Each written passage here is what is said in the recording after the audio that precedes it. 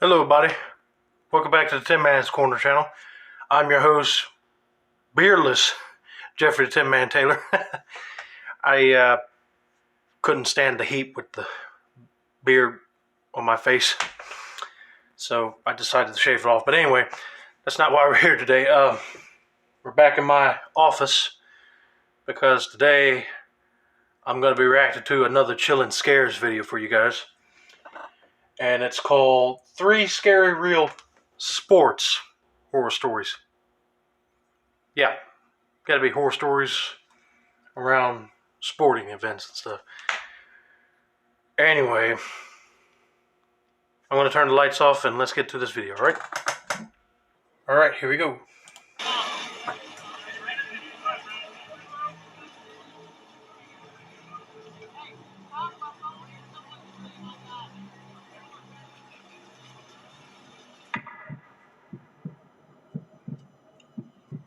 Story number 1.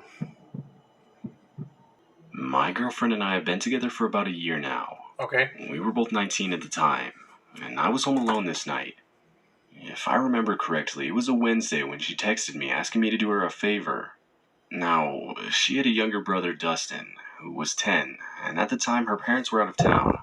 She asked me if I could bring Dustin to his baseball game and drive him back afterwards, as she was swarmed with homework, and she said she couldn't find time to do it herself.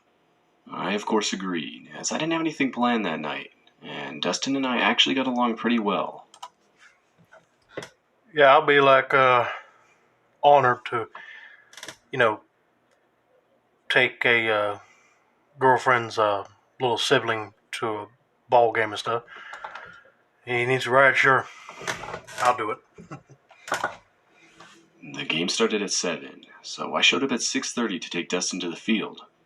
The whole layout of the place was really weird. You had to park in this parking lot and walk about 5 minutes on this path just to get to the field. Really? We live in a pretty forested area, so the whole place was surrounded in trees. Once we finally got to the field, Dustin went off to go to his team, and I proceeded to walk over to the bleachers. The game lasted a pretty long time. It went into a few extra innings. By the time it was finished, it was pitch black outside. Dustin had to talk to his coach about something, so we were the last ones to head to the parking lot. Now that the light to the field was turned off, pretty much all you could see were trees. If I'm being honest, it was a pretty creepy setting, but we started to head back. Yeah, I can relate to that because, real quick, my uncle's church had like a little baseball team, and we went to this baseball field to watch them play. But then when like the lights were gonna get cut off, me and the other little kids were out there in the field just playing. And then once they told us that, we left, and then the lights turned off. It was pitch black. You couldn't hardly see nothing in the field. But luckily they had some other lights right near the playground and other stuff so you could see all the surrounding stuff. But anyway, I thought I'd tell you that because I could relate to that. As we were walking back, a notification popped up on my phone. It was my girlfriend asking where we were. I responded saying the game lasted a while, but we were now heading back to the parking lot. As we kept walking down the path, Dustin stopped me. He pointed in front of us and said, "Dude, do you see that?" I stopped. It was insanely dark, but I squinted. I saw the outline of a figure standing in the distance. Uh-oh. As my eyes focused, I noticed the dude walk off the path into the trees. Though I pretended not to see it, as I didn't want to freak Dustin out. I just told him I didn't see anything. So we kept walking. I don't know, dude. As we passed the part where the figure was, I could swear I heard rustling in the trees next to us. I didn't say anything, and we just kept walking. About a minute later, we made it to the car. I reached in my pocket to grab my keys, but I felt nothing. My heart dropped, realizing that they had probably fallen out of my pocket when I sat down on the bleachers. I thought about going back for them, when Dustin once again pointed out that he saw some figure on the path. At that point, I realized going back for them wasn't an option. Whoever that figure was really disturbed me. I mean, it was insanely late on a Wednesday night. Who would just sit in the middle of the forest? We both agreed it was best to just walk home, as it was only like a 15-minute walk. I'd just worry about finding my car keys in the morning. So we started walking. It was on a straight stretch of neighborhood roads with a decent amount of streetlights. I looked back, and that's when I saw the figure again.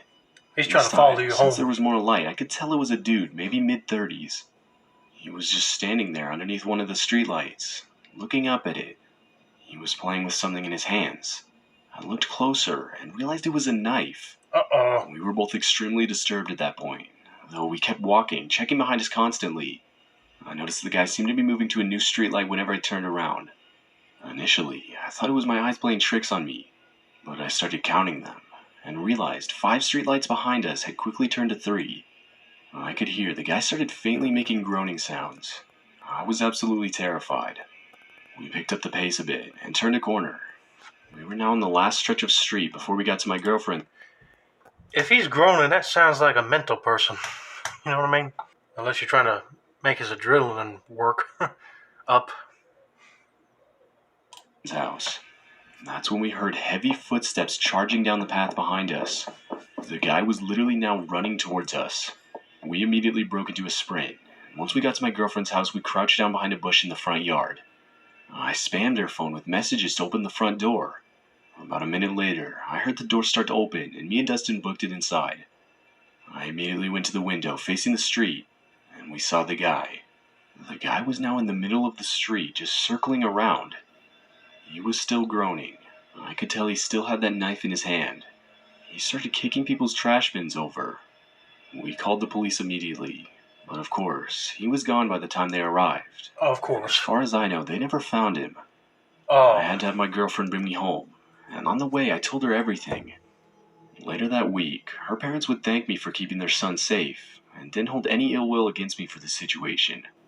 Oh, that's I good. also went back to the field a few days later, this time with a few of my friends, and sure enough, there my keys were, lying on the ground next to the bleachers.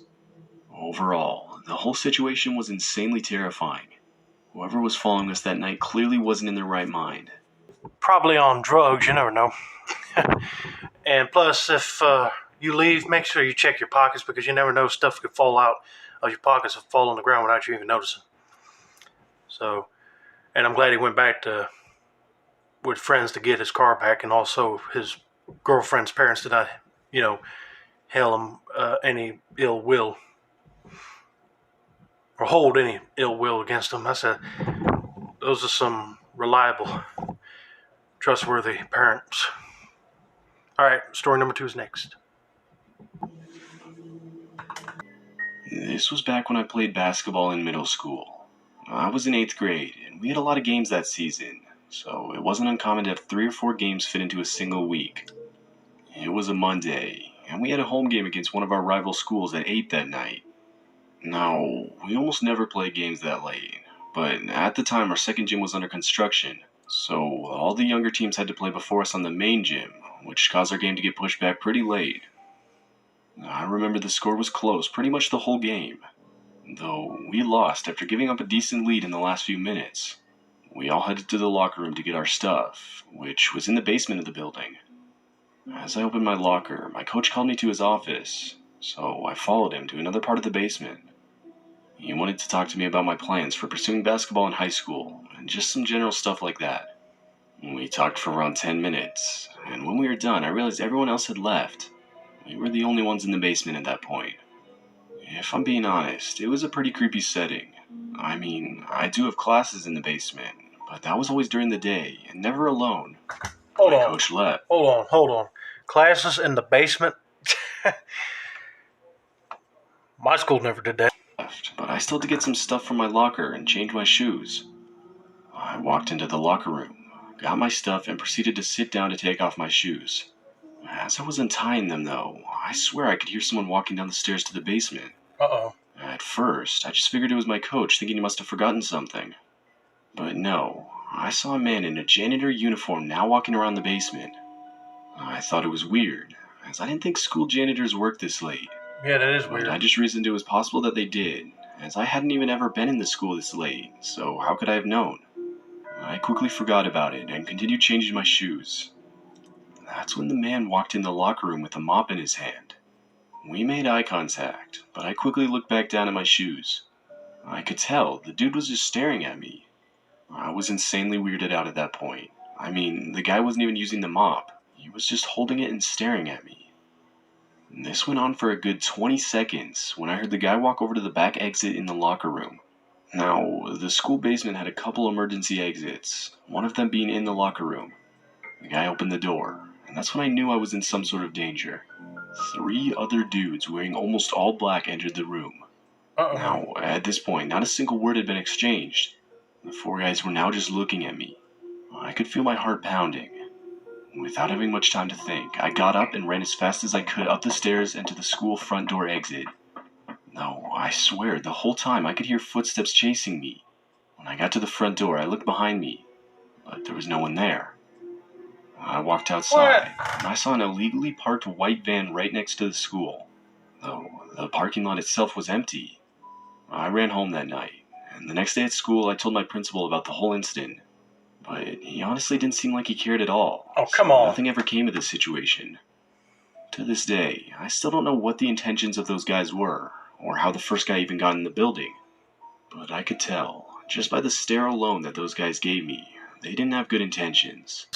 I'm glad that you bolted when you did, but that principal needs to be fired or something, because if he didn't care about one of his students getting hurt, I mean, what's wrong with you, dude? I mean, anyway, me personally, when I got out of there, I would have called the cops immediately and had them check the whole building and arrest them guys, see what they were doing. But anyway, that's story number 2. Let's get on to number 3.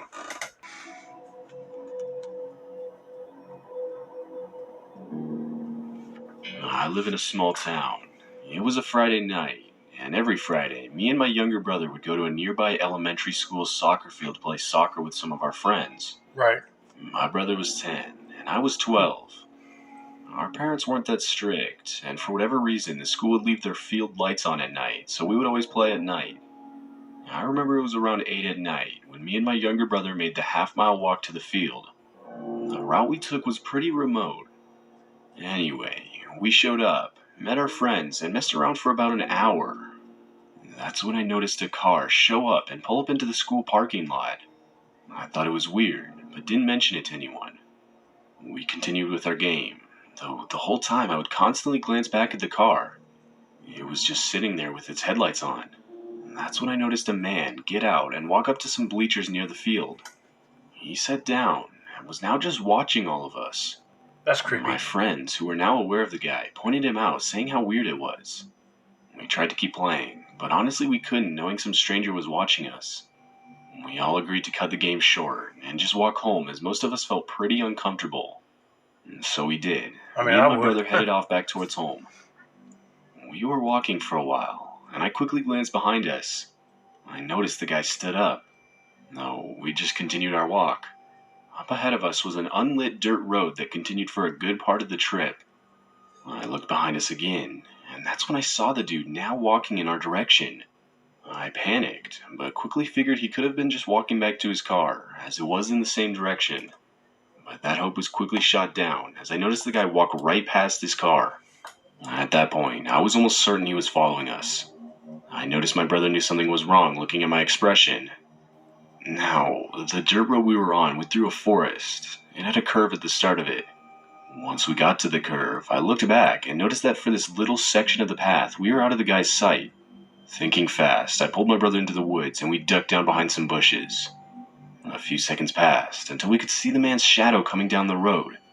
He walked past us, but then realizing we were no longer in front of him, he turned back around.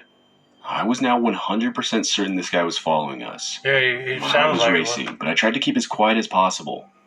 After a few minutes of searching, the man did find us, and finally gave up, continuing forward on the path.